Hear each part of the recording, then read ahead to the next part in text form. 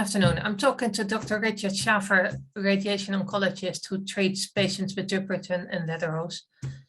Richard, good afternoon. Can you tell me which doctors are involved and what other healthcare professionals are involved in the radiotherapy treatments for Dupuytren or Ledderhose?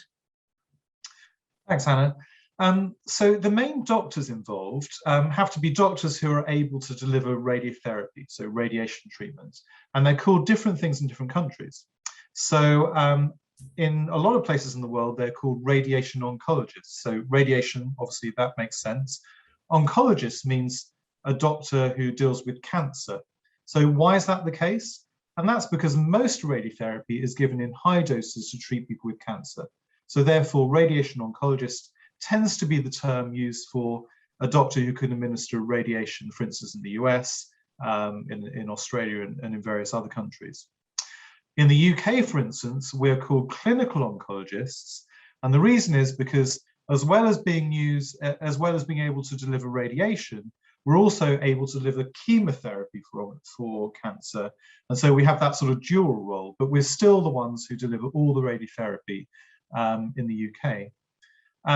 People who don't deliver this are medical oncologists who deliver chemotherapy, but also hand surgeons, rheumatologists. None of those people are able to deliver radiotherapy. So for people with early Dupuytren's disease, it's really a radiation specialist you need to see, whether it's a radiation oncologist or a clinical oncologist.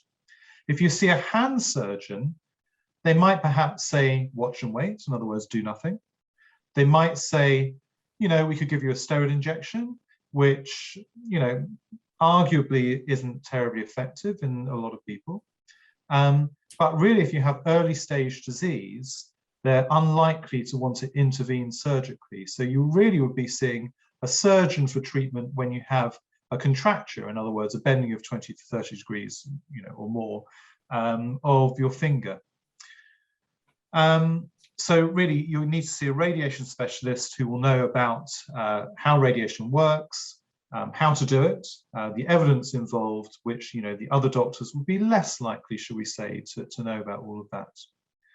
Once you've chosen your radiation specialist, I would suggest that you ask them what sort of experience they have in dealing with radiation for Dupuytren's or Ledderhose disease. So are you their first patient? If you are their first patient, do they have a good link with another radiation oncologist who has a wider experience? Because there's nothing wrong with a radiation oncologist starting off, but, you know, if they've only treated 1, 5, 10 patients, then it would be likely they probably want to be guided by someone else who's more experienced.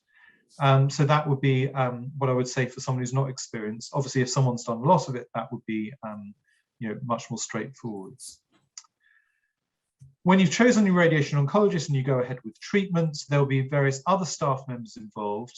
You might have a CT scan in order to plan your treatment. So you would get some radiographers involved in that scan who will position you and do the scan.